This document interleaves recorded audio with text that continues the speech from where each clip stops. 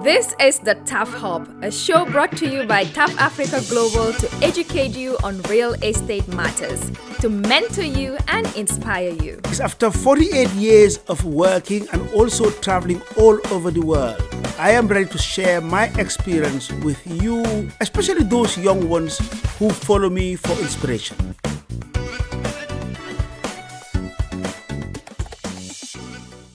Hello viewers, welcome to the TAF Hub and welcome in our studios today. We are here to have a brief rundown on TAF Africa Global and all the amazing projects that they've been doing. My name is Mariama Colley and it's good to be back here in the studio with Mr. Njie. It's been a while. How are you, Mr. Njie? Thank you so much, Mariama, and yes, welcome again. I mean, it's been a while since we had a studio setting. Yes. And here we are today with Mariama. And Mariama, first to start, I love your hair. Oh, thank you. I love it. You know, and I'm looking at the details, huh? Thank you. Boy. You are hot. You know? But look at him. MashaAllah, forever young. And you celebrated you're about to celebrate your birthday very soon. Well, February 67. February, exactly. Boy. He doesn't even look 60. Thank you so much. Well, it's good to have you in the studio, Mr. Njie. We've been following up with your activities and great achievements that has been happening. So we're here just to brief our audience so they would catch up with TAF Africa Global. I'm sure already you're on top of it. You've seen the great projects that has been running. But so far, can you please give us a brief rundown of this year's projects and how far with all of them? First, thank you so much, Mariama. Let me start with the Gambia. The Gambia, I think currently we have three projects that are running. I'll start with Muraya. Muraya is a development in Brufut in the village. Yes. Very few units, but we sold it out and we only have the services to complete. We have both sites and services and also completed buildings. But it's all sold out and it's being finished. Nice. Then the next one is in Tulip Gardens in Jambanjeli. We have 3 phases there. The first phase was sold out, all done. The second phase are purely sites and services, and it is being sold. We still have units left there. And the third phase we haven't started yet. Okay. Now the big one is TAF City, which you know. Yes. TAF City is our baby. It's actually a statement that we are trying to make across the continent. It's the delivery of 1 million homes across sub-Saharan Africa. Yes. And we started with the Gambia. We started with the Gambia simply because Gambia is home. Anything that we do, regardless of our size, we want to show that, look, we are Gambian and we want to keep the brand Gambian. Yeah. So TAF City is a development of 500 hectares. Now, when you say 500 hectares, people will wonder, what is 500 hectares? How big is 500 hectares? So we always use a reference to Banjul as the capital city of the Gambia. That Banjul, within the developed area, excluding the wetland, is about 245 hectares. So you can imagine that TAF City is twice bigger than Banjul. Yeah. And it's a live, work and play, meaning that if you want to live there, for residential purposes, we have all types of houses. And then if you want to play there, as in sports, whatever, we have a mini stadium there, we have sporting facilities, bicycling and so on and so on. And then also you can work there. There are special economic zone that we're going to develop there, made up of light industries, commercial area, and also educational area. So what we want to do is to have everything in one place. So we're trying to decongest Banjul, Serekunda and its environment, but in a very modern setting. We started it about 2 years ago. Last year, the president laid the foundation stone. Yes. And today, we have one of the estates, Bena Estates, fully sold, fully developed, and people are living there. Same thing applies to the second estate, which is called Didi. We've sold it all out, and it is being developed. We're now selling the third estate, which is Saba. And facilities are all in place. People are living there. And I want to congratulate Gamtel because last week they initiated, or not initiated really, they started the operation of the fiber optic cable. Right. So internet facilities are very fast there. Nice. So that's what's been happening this year in the Gambia. I don't know whether you want me to stop there or move on to Sierra Leone. Of course, Sierra Leone has been a hot topic on your social media platforms. We've seen how beautiful it is. Can you just quickly tell us about the project there as well? Yeah, Sierra Leone started in 2019 when the president of Sierra Leone, Julius Maada Bio, came to the Gambia and contacted me that he wants to invite me to Sierra Leone to go and invest in affordable housing. As you know, affordable housing is very political. Yes. Because a government needs to house its people. And then there are different types of initiatives that you can get into. And the different stratas are basically social housing and affordable housing. And we play in the affordable housing bracket. So he invited us, and it took me 2 years to respond to his invite. But since 2019, he's been sending people to me. But the final one was in 2021. The High Commissioner of Sierra Leone in the Gambia walked into my office with all his staff with a letter to say, Mr. Njie, I'm here to say that the president wants you to come. So I said, well, I promise you, madam, that I will come. So I went to Sierra Leone, and I must say that I was so impressed with the way I was received. I was well received, and then since then we started our negotiations. As you know, negotiating through these projects take quite a lot of time. Yes. So this year, in 2023, in January, we signed what we call a JVA, a joint venture agreement with the government, to develop 5,000 affordable houses. And it's going to be in different locations. So the first location and parcel of land that they gave to us was in John Obey. John Obey is in the Peninsula Road. And in terms of driving from Aberdeen, where our office is in Freetown, it's about 45 minutes, and the road is quite good. Yeah. An example is just like going from Brusubi roundabout to TAF City. That's the sort of distance that you cover. Yeah. And it's along the Peninsula Road, so by the beach. So we've been allocated 200 acres, which is about 80 hectares. So we've done the master planning, everything all done, and we're going to build 1,230 houses there. That's what we're starting with. Okay. And they are going to allocate us other parcels of land to complete the rest, to make it to 5,000. So at TAF Salone Micro City, which is in John Obey, we've already started. We've started about a month ago, under a month ago. We've hired 3 local contractors, which is that's what we do in terms of building capacity. And then we've started with 20 houses, which is being built now. Yes. Our offices have all been set up in Aberdeen, and people are buying. We sell off plan, people are buying. And that's been keeping me busy. And I've discovered Sierra Leone, and Sierra Leone is a new home now to me. Salone people, that's nice. In what way is the TAF Salone Micro City contributing to addressing the housing and infrastructure needs in Sierra Leone? What impact is it expected to have in the local community? You see, in Sierra Leone, there's never been anything like what we are doing there. Mass housing never existed. The one I saw there was developed by Reggie Manuel Gray, a Ghanaian developer, but it was expensive, very high, so it's not affordable. Yeah. So what we're putting in, which is the TAF Salone Micro City, is more on affordability. It's within the middle income bracket. That's what we are providing. So the impact it has that, the supply, we're increasing the supply. You see, when you increase a supply in numbers of thousands, it lowers down the demand. Yes. And it happened in Port Harcourt. When I went to Port Harcourt, housing was so expensive of a certain quality. But we supplied the market with about 1,200. Yeah. So because you've supplied that big volume, the demand goes down. Therefore, the rent goes down.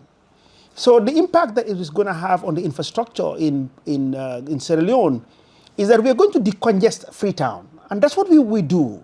And the reason why we design our development on a live, walk, and play is to avoid people commuting. Yeah. So if you live in TAF Salone Micro City, You don't need to drive all the way to Freetown to take your kids to school. You don't need to drive to Freetown to go to a clinic or see a doctor. So all these are provided within the development. So that will now decongest, Freetown in one way or the other, and also the impact that it will have on the infrastructure, less movement of cars and congestion. Yeah. Apart from that, also it's the employment creation within where TAF Salone Micro City is located, which is in John Obey. So it's a welcome development, and it has a very positive impact on the housing needs and also infrastructure development. Now, what is the working environment like? I know you're very particular about young people always showing up, working and delivering. What has the work ethics been like in Sierra Leone for you? Sierra Leone, I mean, the supply of labor is in abundance. Yeah. There's a lot of available labor. The moment we started the site, we saw a lot of young people coming around looking for work. So labor is not a challenge. And our contractors all the time, we look at young people that we can build capacity. So we've got a lot of young contractors who applied, and we took the best of the 5 as a start. Our projection is that by the time the project is ready, we're going to create about 100,000 new jobs, direct jobs. Indirect will be probably about 200,000. Already around us, I can see some sheds being built, those who sell food, those who offer services to the workers. It has already started. So we have not had a challenge on labor. Labor is available. Nice. That's lovely. But then what measures are being taken to ensure that the future residents of TAF Salone Micro City have access to essential facilities such as education, healthcare, and recreational facilities within the community? In our master plan, all of those are available. Apart from the residential, we have a petrol station, we have a mosque, we have a church, we have a primary school, we have a secondary school, we have a play area, we have a commercial center, we have markets, recreational. I mean, all those are available. So the residents will not be challenged with all those facilities that are needed, for their daily needs. Yeah. And in terms of infrastructure, we have a pipe running water, treated water. We're going to have our own independent water supply and treated. Then electricity also, we will run from the grid, we will tap from the grid, but we will also have solar. We're going green. Yeah. So we have a package for green energy, which is solar, which will be there. We will also have central sewage. We're not going to have septic tank and soccerways. Yes. So we're going to have a central sewage and then have a sewage treatment plant. Interesting. Yeah. Well, how is the TAF Salone Micro City addressing the need for affordable housing and inclusive access to housing for diverse socio-economic groups in Sierra Leone?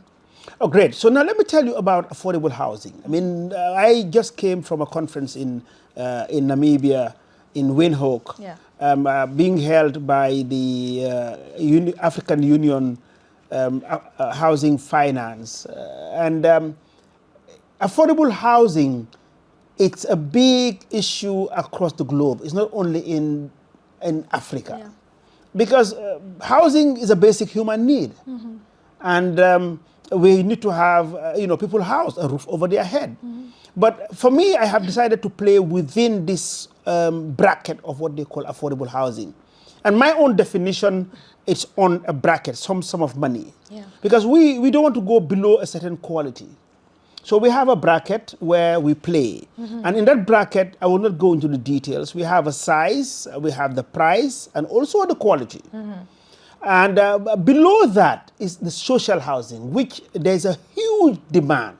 But it's very difficult for the private sector to independently supply this. Yeah. Because again, and this is where public servants, most of the public servants will fall in.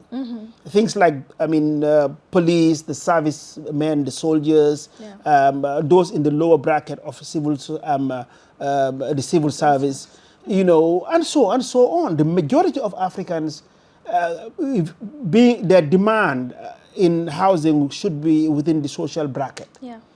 So the best way to do it is government to take the lead and bringing the private sector, they can form a public-private partnership and give concessions in terms of land, also tax breaks and so on, to lower the price. But the area we play, we supply mainly the middle class. So in supplying the middle class, it's both local and also Africans who are living in the diaspora. You see, we are business people. We are in the business. So in running a business, you owe your obligation to one, your shareholders, those who have invested in the business. Yes. And within our shareholders, you know who our major, one of our big shareholder is? That's government. Yeah. Because we pay tax to government. So paying that tax, meaning that if we don't make profit, we cannot pay tax to government. And then government will use those monies for social services. So we are within that bracket of affordability, within a certain bracket, targeting Africans mainly in the diaspora, and also some who are living locally. So it has an impact. There's a demand. And in doing this, to deliver it, we have to have partnership. So therefore, our plan, what we do is based on public-private partnership. We partner with the government to provide the land, as in Sierra Leone and Nigeria. And then we also try to partner with the financiers, because we don't have the financing from our pocket to invest in this. I mean, there are institutions who specialize in this, like banks, like international financial organizations. For example, Shelter Afrique. Shelter Afrique is a housing finance institution that is owned by 40-something African countries and some, development finance institutions. So they are the ones who will invest their money, and then they will lend out to developers like ourselves at a cost. So housing generally, it's cost plus margin, like any product. So one minister actually said this in Nigeria, Minister Fashola, who was the housing minister. He said, people tend to be thinking about affordable housing all the time. There's a lot of stress on affordable housing. But there's no affordable building materials. Exactly. So, and the developer, what he does is to buy all these materials to produce the house. So the same cement that somebody is buying to build a luxury home is the same cement that I am buying to build an affordable house.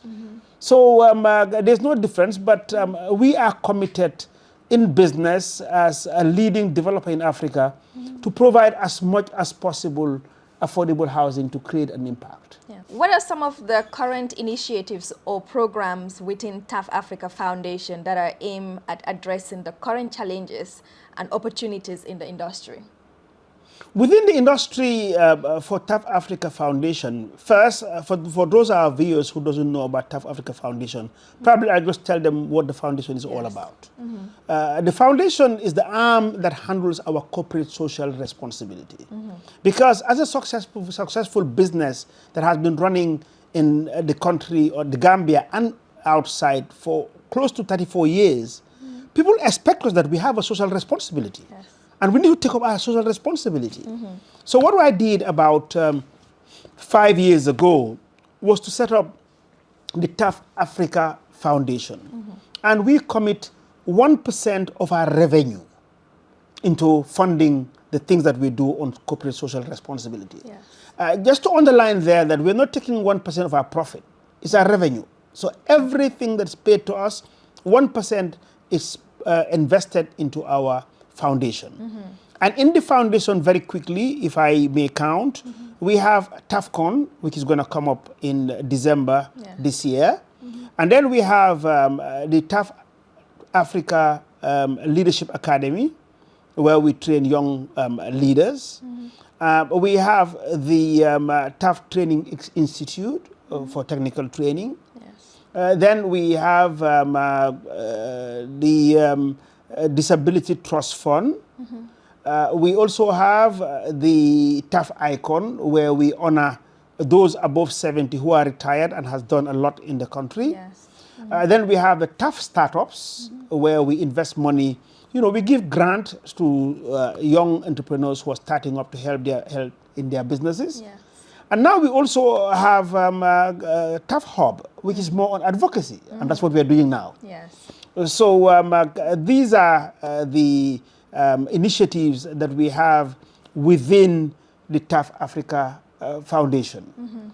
So now, most recently, your question was when the current initiatives or programs within the TAF Africa Foundation. So those are the ones I listed, the different initiatives, but what we are going to do this year, and very soon in December, is TAFCon is going to happen. Maybe we'll talk about that later. Yes. And then we're also going to graduate 350 TAFLA fellows on the same day.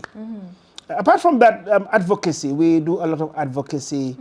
Technical training, which is connected to the business we do. We just completed a course of about, I think, 25 masonry trained technically for about 18 months. Wow.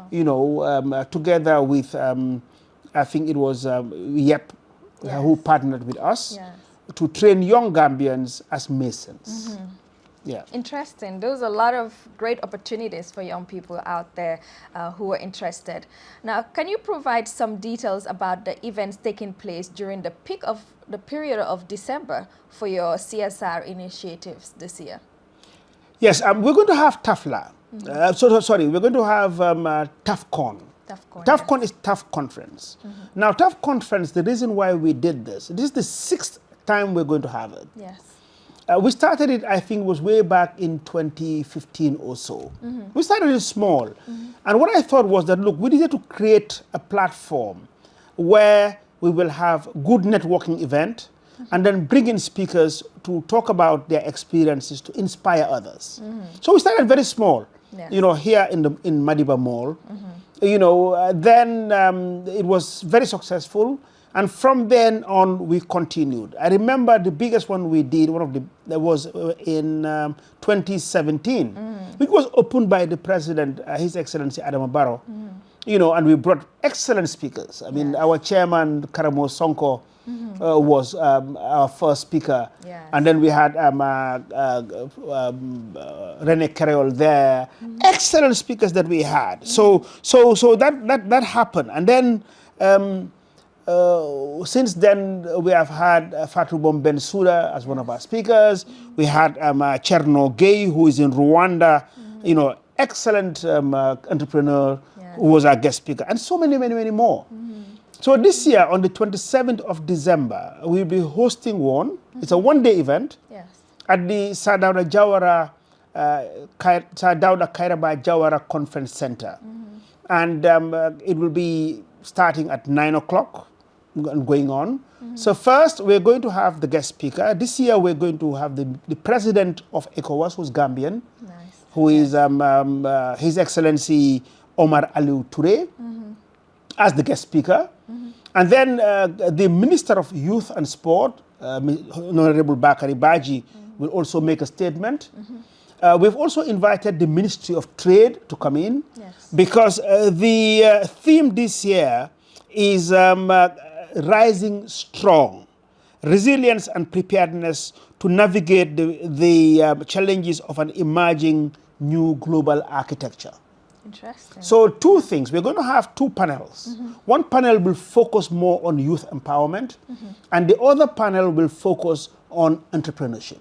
Okay. So on youth empowerment, we want to have the Ministry of Youth to take the lead.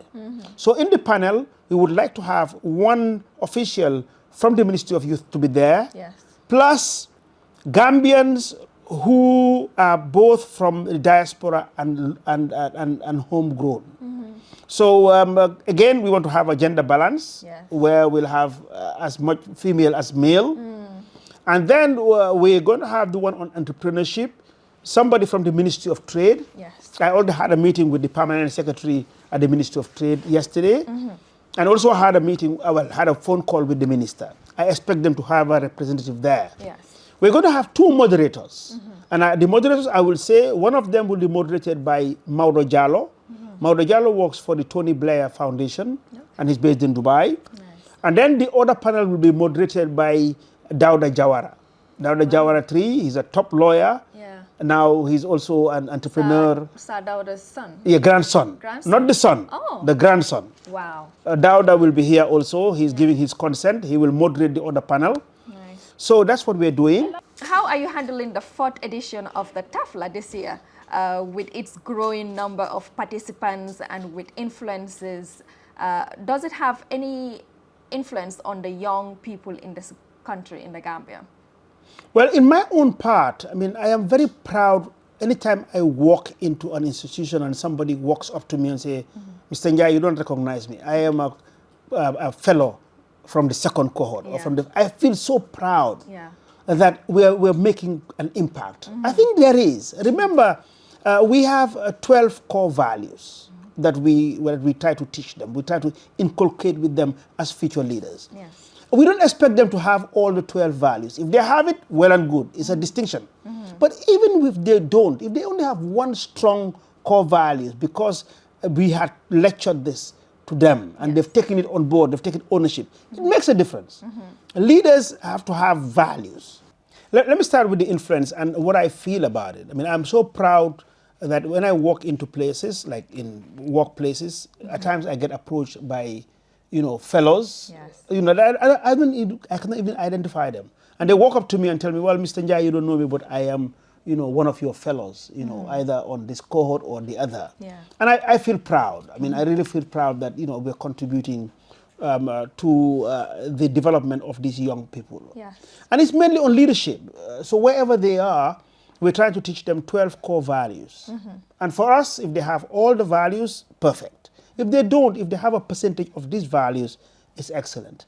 I think that's the way we can change society. If we get, our potential leaders to have certain values, then it makes the world a better place to live. That's right. So it's something that we started. We started with 50 of them.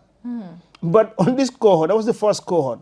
But this cohort, we have 350. Wow. So you can imagine. So we've trained almost close to 1,000 now. And it's going to continue growing. I'm going to start also in Sierra Leone. I'm going to have my leadership academy in Sierra Leone because it is my passion to help the next generation of Africans, to be good leaders. All this came about when Wodemaya, ages ago asked me that if there was one thing that I want to change in Africa, what would that be? And I said, it's leadership. Of course. I mean, Africa is suffering from good leadership at every level. Yes. So if we want to change this continent, we need to have very good leaders, not only at the political level, but in business, in society, at every level. If we have good leaders, then the followers will perform. So for us at the TAF Africa Foundation, our role is to influence those leaders that are even, not in the position of leadership at the moment. Well, that will bring us to the end of this episode. Quickly, let's just wrap up. Thank you so much for your time on the TAF Hub today in the studio. Well, thank you very much, Mariama, and thank you too. We haven't had a sit-up at the studio for a while. You've been busy globetrotting. I saw you in Holland. I saw you in England somewhere, in Scotland. Yeah. But that's good, and I've been also busy out there in Sierra Leone these days and other African countries. Yes. But it's good to close the year like this, It is. So sometimes, we all need that break and away from home, away from everything, and recharge and come back and be even more energized and give back to your country. Well, thank you so much, viewers. It was lovely being here. Do not forget to subscribe on our YouTube channel, and thank you until we come your way on our next episode.